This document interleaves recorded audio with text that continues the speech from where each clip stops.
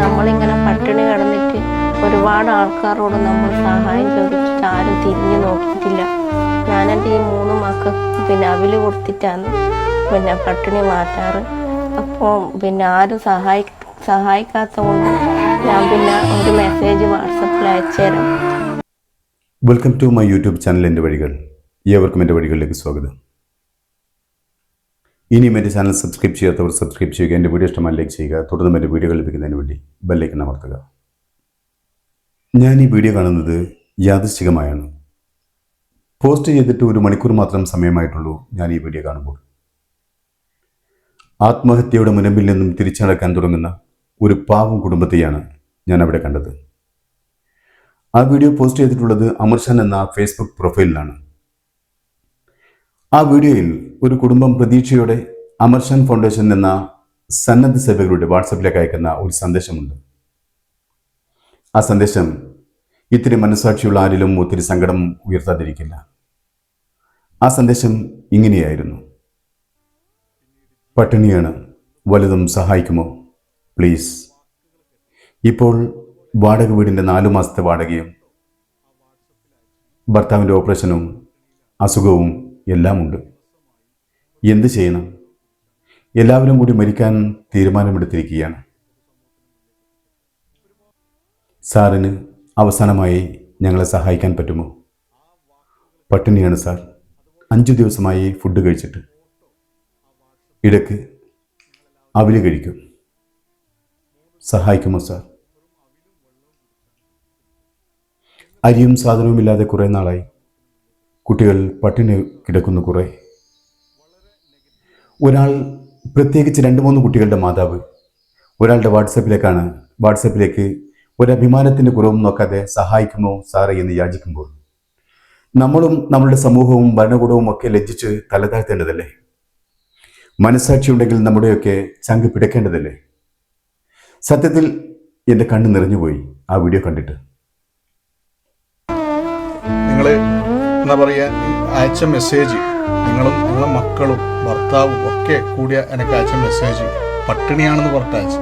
അപ്പോൾ അത് ഞാൻ വീഡിയോ ഇട്ടിട്ട് പൊതുസമൂഹത്തിൻ്റെ മുന്നിലേക്ക് എത്തിച്ചപ്പോൾ ഒരുപാട് വിമർശനം ഞാൻ ഏറ്റുവാങ്ങേണ്ടി വന്നു. സാറ് പറഞ്ഞത് എല്ലാം ശരിയാണ്. അതായത് നമ്മളിങ്ങനെ പട്ടിണി കിടന്നിട്ട് ഒരുപാട് ആൾക്കാരോട് നമ്മൾ സഹായം ചോദിച്ചിട്ട് ആരും തിരിഞ്ഞു നോക്കിയിട്ടില്ല. ഞാനെൻ്റെ ഈ 3 മക്കൾക്ക് അവില് കൊടുത്തിട്ടാണ് പട്ടിണി മാറ്റാറ്. അപ്പോൾ ആരും സഹായിക്കാത്ത കൊണ്ട് ഞാൻ ഒരു മെസ്സേജ് വാട്സപ്പിൽ അയച്ചുതരാം. സാറ് വന്നിട്ടാണ് നമ്മളെ വിശപ്പും സങ്കടമെല്ലാം മാറ്റി തന്നത്. അതുകൊണ്ട് സാറിനോട് നമുക്ക് ഒരുപാട് നന്ദിയുണ്ട്. വാടക കൊടുത്തിട്ട് കുറേ മാസമായി, കൊടുക്കാനൊന്നും പൈസ. സത്യത്തിൽ എന്തൊരു കഷ്ടമാണ് ഇതുപോലുള്ള വീഡിയോകൾ നമ്മുടെ മുൻപിലേക്ക് എത്തുമ്പോൾ. ഒരമ്മ, 3 മക്കൾ, ഭർത്താവ്, വാടക വീട്ടിലെ താമസം, രോഗം. അവരുടെ ഏക ആശ്രയമായ ഭർത്താവിന് പാങ്ക്രിയാസിന് പഴുപ്പ് വന്ന് ഓപ്പറേഷൻ കാത്തുകിടക്കുന്നു. ഒരു കുട്ടിക്ക് കിഡ്നിക്ക് അസുഖം. ആ അമ്മയും എന്തു ചെയ്യും? 2 മക്കൾ വേറെയുമുണ്ട്. മറ്റു വരുമാന മാർഗങ്ങളില്ല. പലരോടും സഹായം അഭ്യർത്ഥിച്ചു. ആരും സഹായിക്കാൻ രംഗത്ത് വന്നില്ല. കുറ്റപ്പെടുത്തലുകളും കളിയാക്കലും മാത്രം ബാക്കി. അങ്ങനെയൊരു ഘട്ടത്തിലാണ് ആത്മഹത്യ തിരഞ്ഞെടുക്കാൻ തീരുമാനിക്കുന്നത്. അവസാന കൈ എന്ന നിലക്കാണ് അവർ അമർഷാൻ ഫൗണ്ടേഷൻ്റെ വാട്സപ്പിലേക്ക് ഒരു മെസ്സേജ് അയക്കുന്നതും അവരെ സഹായിക്കാൻ എത്തുന്നതും. അതുവരെ തെറ്റിയ 4 മാസത്തെ വാടകയും തൽക്കാലം പട്ടിണി മാറ്റാനുള്ള വകയും അമർഷാൻ ഫൗണ്ടേഷൻ എത്തിച്ചു നൽകിയെങ്കിലും ജീവിതത്തിന് മുന്നോട്ടുള്ള പോക്കിന് അത് മതിയാവുകയില്ല. ജീവിച്ചു തീർക്കാനുള്ള അവരുടെ ജീവിതത്തിന് ഇനിയൊരു ഇത്തിരി മധുരമാണ് ആവശ്യം. അവർക്കൊരു കൊച്ചു വീട് വേണം. ഞാൻ അപേക്ഷിക്കുന്നു. 3 മക്കളെയും കൊണ്ട് എവിടെയും പോകാൻ കഴിയില്ല. ഭർത്താവിൻ്റെ ഓപ്പറേഷൻ എല്ലാം മുടങ്ങിയിട്ടായിരുന്നു. എങ്ങനെയെങ്കിലും നമ്മൾ ഇവിടുന്ന് രക്ഷപ്പെടുത്തണം.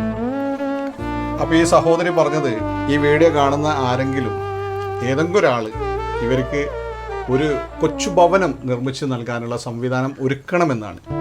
അപ്പോൾ ഇവരുടെ മുന്നിൽ നിന്ന് തന്നെ ഞാൻ പൊതുസമൂഹത്തിനോട് പറയുന്നത്, അങ്ങനെ ഒരു ഭവന നിർമ്മാണവുമായി ബന്ധപ്പെട്ട് ആരെങ്കിലും ഇവർക്ക് ചെയ്തു കൊടുക്കാൻ ഉദ്ദേശമുണ്ടെങ്കിൽ, ഇവരെ കൈപിടിച്ച് ഒരു ഭവനത്തിലേക്ക് കയറ്റാൻ നിങ്ങൾ മനസ്സ് വെക്കുന്നുണ്ടെങ്കിൽ, ഇവരുടെ ഭവനം നിർമ്മിക്കാൻ ആവശ്യമായ സ്ഥലം അമർഷാൻ ഫൗണ്ടേഷൻ്റെ നേതൃത്വത്തിൽ നമ്മൾ നൽകുന്നതായിരിക്കും. ഈ കുടുംബത്തെ നമ്മൾ ചേർത്ത് പിടിക്കുകയാണ്, ഈ മക്കളെ നമ്മൾ ചേർത്ത് പിടിക്കുകയാണ്. ഈ പാവപ്പെട്ട കുടുംബത്തിൻ്റെ ഏറ്റവും വലിയ ആഗ്രഹം വാടക നൽകേണ്ടാത്ത ഒരു കുഞ്ഞു കൂരയാണ്. ഭൂമി അമർഷാൻ ഫൗണ്ടേഷൻ നൽകുമെന്ന് പറയുന്നുണ്ട്. വീടും ഏതെങ്കിലും ഒരു സുമനസ് നൽകുമെന്ന് നമുക്ക് പ്രതീക്ഷിക്കാം.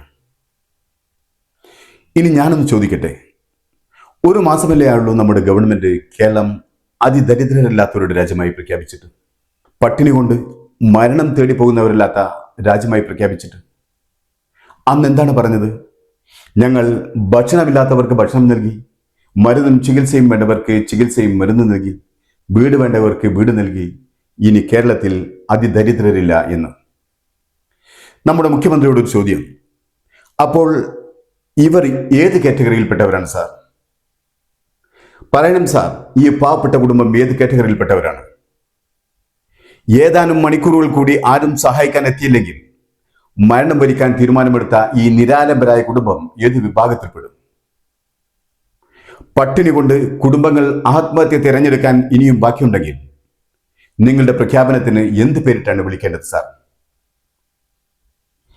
ഈ രാജ്യത്ത് സുമനസ്സുകളുടെ അകമണിഞ്ഞ സഹായമൊന്നു മാത്രമാണ് രാജ്യത്തെ പട്ടിണി പാവങ്ങളുടെ മരണത്തിന്റെ തോത് കൊടുക്കുന്നത്.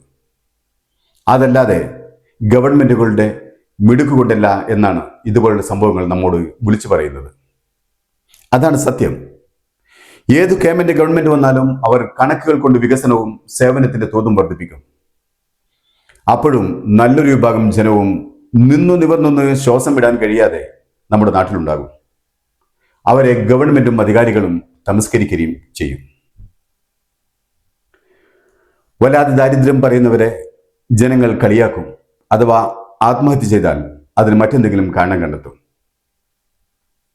അതിദരിദ്രരെ പ്രഖ്യാപിക്കും മുമ്പ് പാർട്ടിയുടെ അടിസ്ഥാനത്തിലല്ലാതെ അന്വേഷിക്കണം. ജാതിയും മതവും നോക്കാതെ മനുഷ്യ മനസ്സിനെ തൊട്ടറിയുന്നവരെ അന്വേഷിക്കാൻ വിടണം. ഒരു പാർട്ടിയിലും പെടാതെ ഒരു പാർട്ടിക്കാരും ശ്രദ്ധിക്കാതെ പോകുന്ന ഒരുപാട് കുടുംബങ്ങളുണ്ടാവും നമുക്കിടയിൽ.